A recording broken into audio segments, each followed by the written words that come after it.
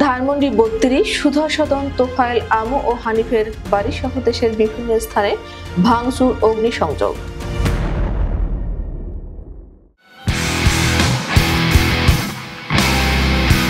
রাজধানী ঢাকার ধানমন্ডি ৩২ নম্বর সুধা সদন আবুল হাসনাত আব্দুল্লাহ, তোফায়েল আমু ও হানিফের বাড়িসহ দেশের বিভিন্ন স্থানে ভাঙচুর ও অগ্নিসংযোগের ঘটনা ঘটেছে।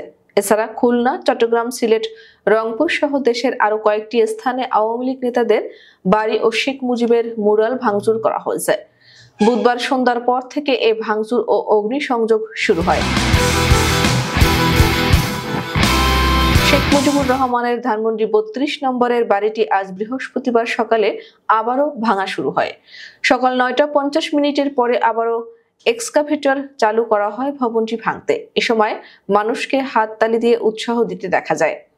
পরে 10:30টার দিকে এক্সকাভেটর দিয়ে ভাঙা বন্ধ হয় এবং সেটি নিয়ে যাওয়া হয়। তবে মানুষকে হাতুড়ি, শাবল দিয়ে ভাঙতে দেখা গেছে।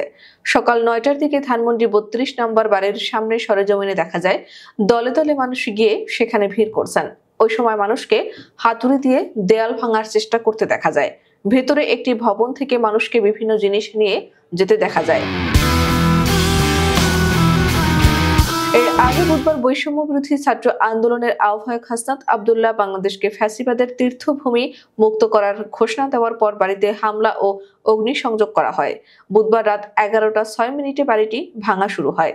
এদিকে ধানমন্ডি এলাকার ৫ নম্বর সড়কে শেখ হাসিনার বাসভবন সুধা সদনে আগুন দেন ছাত্র জনতা। বুধবার রাত 11:15টার দিকে বিক্ষুব্ধ ছাত্র জনতা এই বাড়িতে আগুন ধরিয়ে দেয়। ৫ আগস্টের পর এই বাড়িটি খালি ছিল। গণভবনে যাওয়ার আগে শেখ হাসিনা এই বাড়িতে থাকতেন।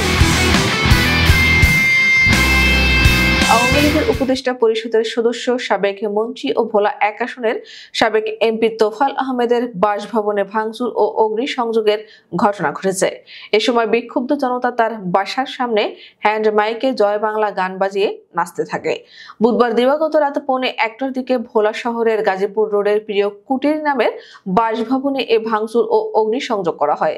স্থানীয়রা জানান, রাত ১:১টার দিকে প্রায় ২ থেকে ৩ শতাধিক বিক্ষুব্ধ জনতা তোফায়েল আহমেদের বাসা ভাঙচুর চালায়। এ সময় বিক্ষুব্ধ জনতা বাসার ভেতরে থাকা বিভিন্ন আসবাবপত্র বাইরে বের করে সড়কে এনে আগুন ধরিয়ে দেয়। একই সঙ্গে বাসায় দোতলা ও নিচতলায় আগুন দেয় তারা। বরিশালের সাবেক চিফ হুইপ ও জেলা আওয়ামী লীগের সভাপতি আবুল হাসনাত আব্দুল্লাহ এবং সাবেক মন্ত্রী আমির হোসেন আমুর বাড়ি বুলডোজার দিয়ে গুঁড়িয়ে দিয়েছে ছাত্র জনতা। বুধবার গভীর রাতে বাড়ি দুটিতে ভাঙচুর ও আগুন দেয় একদল ছাত্র জনতা। হাসনাত ও আমু সাবেক প্রধানমন্ত্রী শেখ হাসিনার আত্মীয়। এর আগে ৫ আগস্ট এ দুই বাড়িতে হামলা ও লুটপাট চালানো হয়। কুমিল্লার সাবেক সংসদ সদস্য বাহাউদ্দিন বাহারের বাড়িতে ভাঙচুর ও অগ্নিসংযোগের ঘটনা ঘটেছে। বুধবার দিবাগত রাত ১টার দিকে কুমিল্লা নগরের মুনসেফ বাড়ি এলাকায় এ ঘটনা ঘটে। প্রত্যক্ষদর্শীরা জানান, বিক্ষুব্ধরা প্রথমে বাড়ির জানালার গ্রিল ভাঙার চেষ্টা করেন এবং ইটপাটকেল নিক্ষেপ করেন। পরে তারা বাড়ির ভেতরে প্রবেশ করে ভাঙচুর চালান এবং পেট্রোল ঢেলে কয়েকটি কক্ষ ও ভবনের সামনে আগুন ধরিয়ে দেন। পিরোজপুর জেলা আওয়ামী লীগের সভাপতি AKMA আউয়াল এবং তার ভাই পিরোজপুর পৌরসভার সাবেক মেয়র ও জেলা আওয়ামী লীগের সহসভাপতি হাবিবুর রহমান মালিকের বাড়ি ভাঙচুরের পর আগুন দেওয়া হয়েছে। বুধবার দিবাগত রাত ১টার দিকে এসব ঘটনা ঘটে। কুষ্টিয়ায় আওয়ামী লীগের যুগ্ম সাধারণ সম্পাদক মাহবুবুল আলম হানিফের বাড়িও বুলডোজার দিয়ে ভেঙে দেওয়া হয়েছে। বুধবার রাত 10টার দিকে শহরের পিটিআই সড়কে ৩ তলা বাড়িটি ভাঙা শুরু হয় বৈষম্য বিরোধী ছাত্র জনতার ব্যানারে। এদিকে রংপুর বিশ্ববিদ্যালয় ও কারমাইকেল কলেজে স্থাপিত 2টি মুরালে এই ভাঙচুর চালানো হয়। রংপুর সিটি কর্পোরেশনের বুলডোজার দিয়ে একটি মুরাল ভাঙতে দেখা যায়। চট্টগ্রাম ও সিলেটে বাংলাদেশের প্রতিষ্ঠাতা রাষ্ট্রপতি শেখ মুজিবুর রহমানের মুরাল ভাঙচুরের ঘটনা ঘটেছে। ক্ষমতাচ্যুত সাবেক প্রধানমন্ত্রী ও আওয়ামী লীগ সভাপতি শেখ হাসিনা বুধবার রাতে অনলাইনে ভাষণ দেওয়ার পর সেটার প্রতিবাদে চট্টগ্রামে বিক্ষোভ ও মশাল মিছিল বের হয়।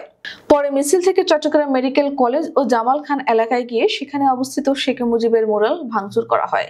এ সময় বৈষম্য বিরোধী ছাত্র আন্দোলনের বিভিন্ন স্লোগান দিতে শোনা যায়।